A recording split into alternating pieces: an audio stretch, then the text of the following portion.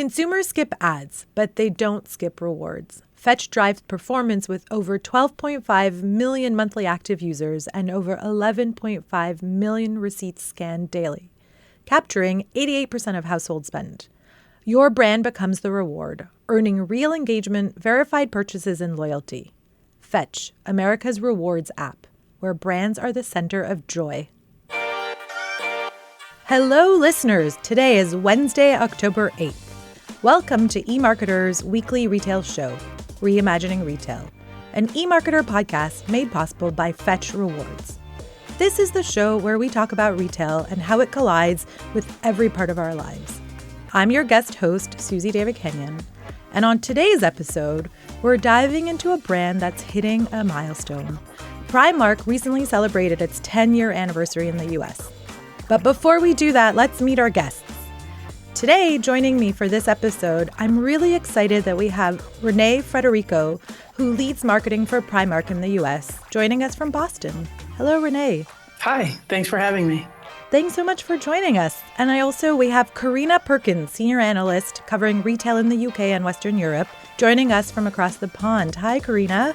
Hi, Suzy. Great to be on as always. We're so happy to have you back.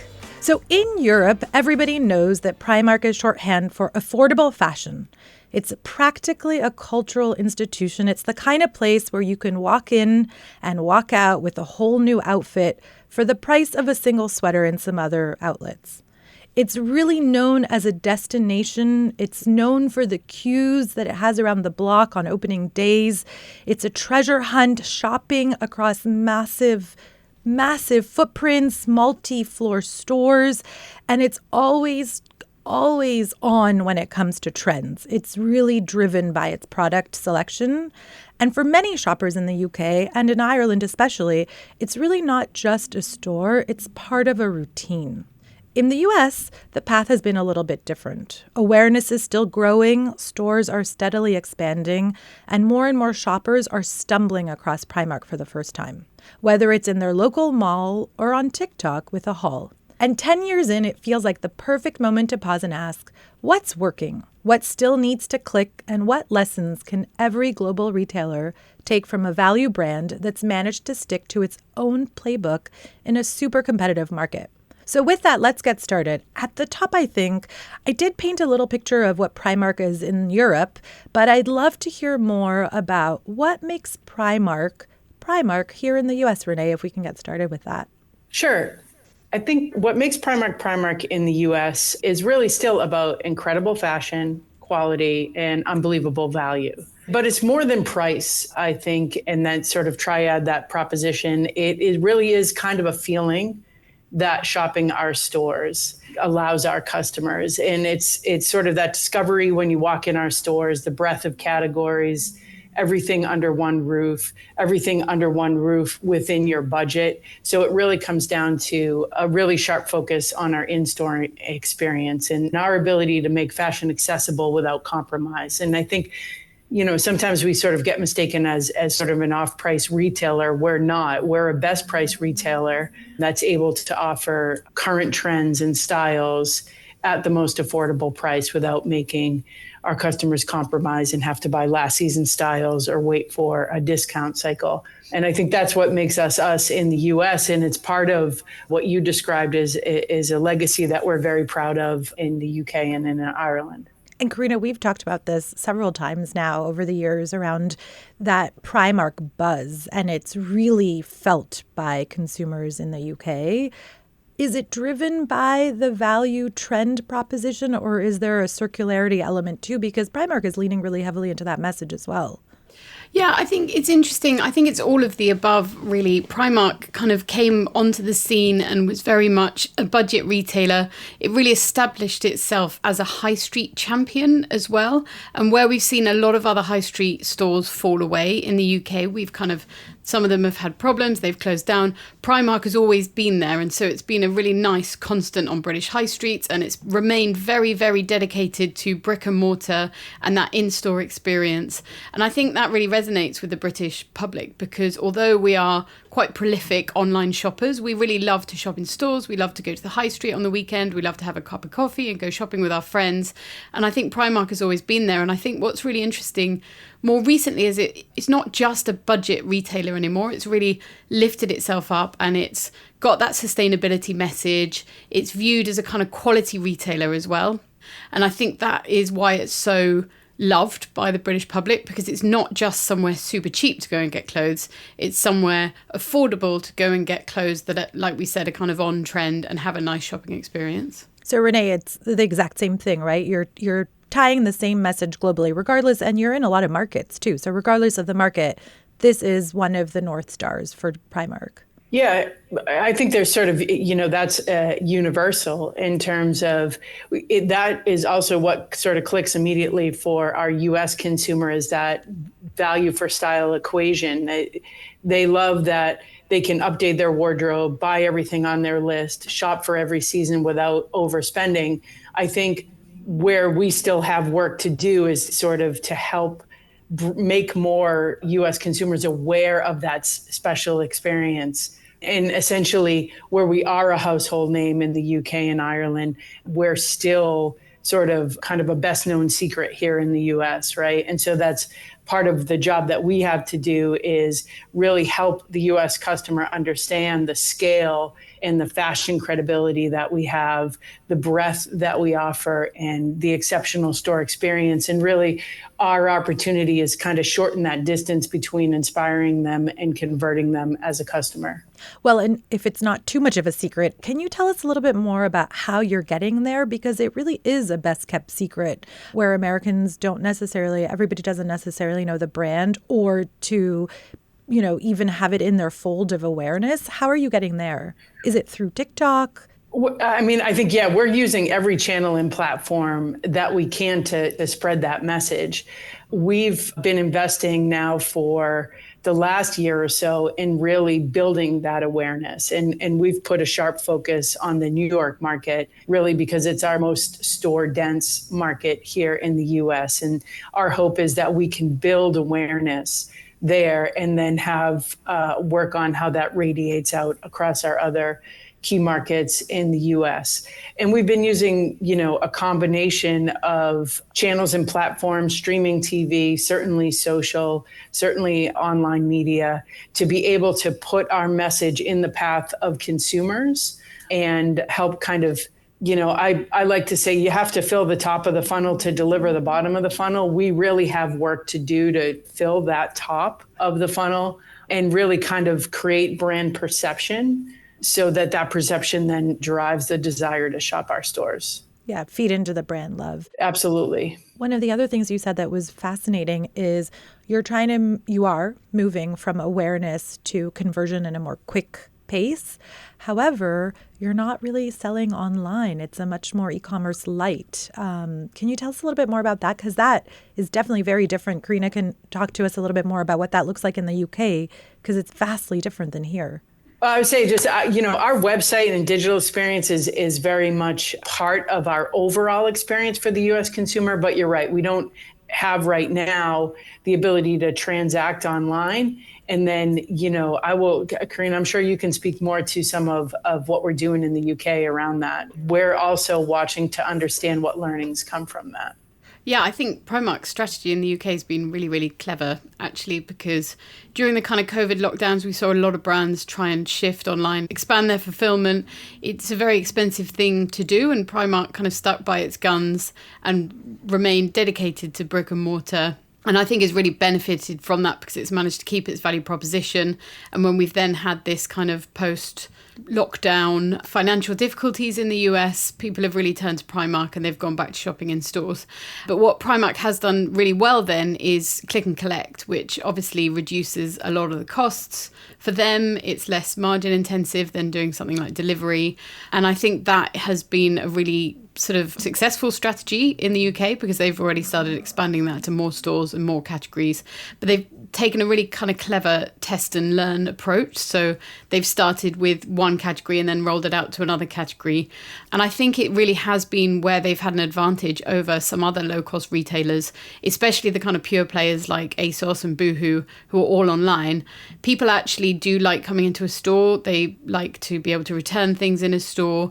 Click and collect is great because it means that they can have a look online and make sure that when they get to the store, that item is available to them.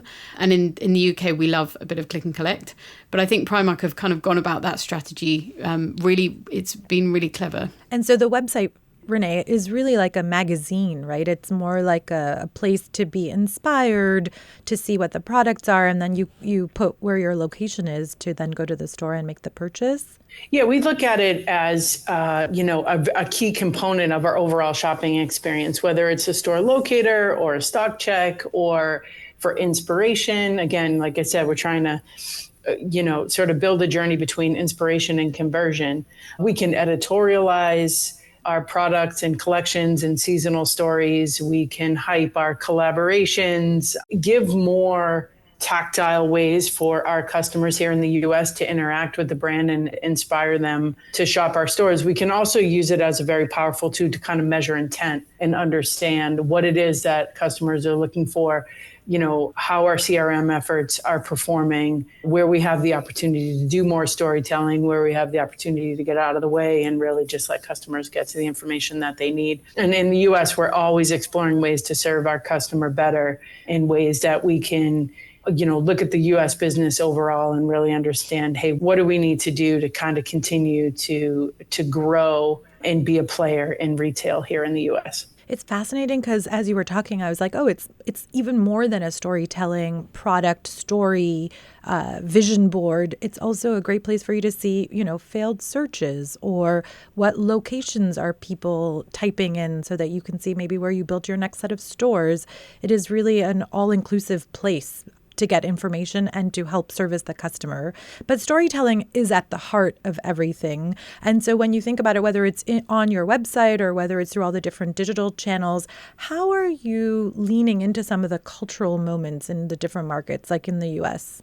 Well, I think, like you said, at the heart of what we need to do is build a perception for our brand. And that is what is going to drive consumers and different audiences to want to participate with us in some way. And there's a spectrum between sort of the transactional and the emotional. And our plans and strategies really look across that spectrum and say, okay, in what ways, channels, platforms, messages do we capture hearts and minds? And in what ways and channels and platforms do we capture wallets?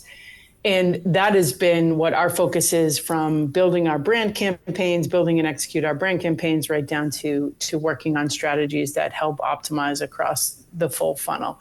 Ultimately, though, the question I ask every day is, how can we become more connected and become less interchangeable with other retailers that may look like they have a similar proposition, whether it's, good pricing or trends or, other avenues of affordability.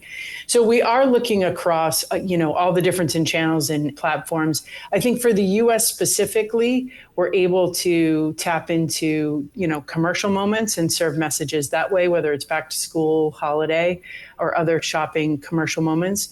We have excellent license collections that let us tell stories that are relevant to the US consumer, whether it's a collection that we're launching shortly with Stranger Things, or just recently we launched our NFL license collection, which is very relevant to a US specific consumer. We're working really closely in market with creators who, you mentioned that Primark haul, that's a powerful tool. And those authentic voices on social media are very much part of our strategy because they're able to tell the stories in ways that connect with different audiences with a lot of credibility. So really, it's how are we able to put our brand messages out there and then adapt those messages so that we're building cultural relevance across those consumer moments. In a credible, authentic way. I think that's amazing. And then, Carina, can you tell us a little bit more about the Primark challenge, in addition to other sort of cultural moments that you're seeing Primark winning in terms of share of voice in the UK? Yeah, I mean, I think Primark has sort of built a really good social media presence and hype in the UK. And we've especially seen the In Denim We Can campaign has really created a lot of hype. And because it's kind of items in stores and you don't have this endless inventory of an online store, you create that kind of FOMO moment. So, there's been really good stuff with influencers and people think, okay, I really want that product. And so creates that kind of emphasis on them to get down to the store and get it quick. So yeah, I think it's done a fantastic job on sort of TikTok campaigns and influencer collaborations and things like that. And like you mentioned, the kind of hauls, it really resonates here. And I think especially we're also seeing that kind of similar that we've seen in beauty, kind of Primark dupes trend. We're seeing Primark come out with products which are, just as nice as a pair of really expensive designer boots. And that's then creating a load of hype. So I think it's done a fantastic job. Well, and that's the other big takeaway, right? If you're a global retailer, you need to be authentic and true to yourself. But there are some channels that are important no matter what market you're in, like social or creating challenges. Tell me more about the Primark challenge. Who can tell me more about that? I can go first on that one. I think, again, for us in the US, it really is about helping more and more people understand the magic of our stores, right? And putting that opportunity at the center of our strategies. And the challenge is that, there's more and more pressure on budgets and, your ability to kind of market and message and invest.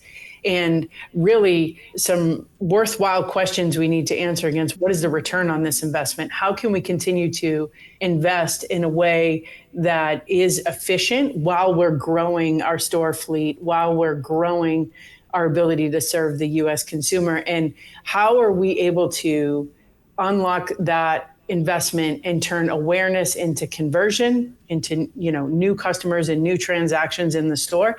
And then how are we able to turn that awareness into cultural relevance? And I think what, Carina's done a great job describing is the cultural relevance of Primark in the UK and Ireland is a cornerstone of where they can build from at all times because it exists.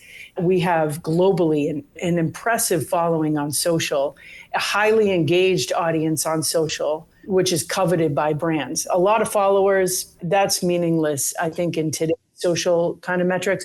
When you have a lot of followers and you find that you consistently above benchmark in engagement, then your brand is resonating and connecting. And I think that is the biggest challenge we're faced as marketers today is you have to be known and loved. You have to be known and relevant. You have to be known and top of mind so that you go from the ability to make a customer or a potential customer or an audience aware of you to becoming their must-shop destination. I would say that is the biggest challenge that we're up against here in the U.S. And then with your background coming from, American long-lived, loved brands like Nike and Converse, are there any lessons that you're bringing with you from that experience to try and help elevate Primark in the U.S. awareness landscape?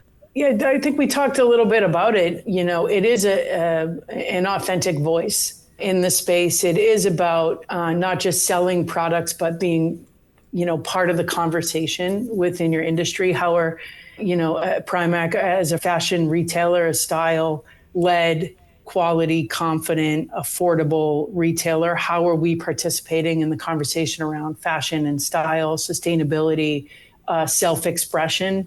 Not just selling products, right? Understanding how we drive that emotional connection while, really being focused around excellence around the transactional. I would say those are the lessons learned where you're able to even sort of take Primark globally and what it stands for and be able to kind of adapt and translate that in a US relevant way, I think is where brands really thrive. And I think that, I mentioned this before, is a challenge is to make yourself less interchangeable. And I think some of the challenges facing other brands and retailers today is consumers are happy to interchange them with others if they can beat them on price or if they can beat them on convenience or some other factor. I think for us, it's about making those emotional connections so that we're not interchangeable, where we're always the first choice because there's a genuine love and connection for our brand. I think that's part of what we're trying to replicate that they have in the UK and in Ireland.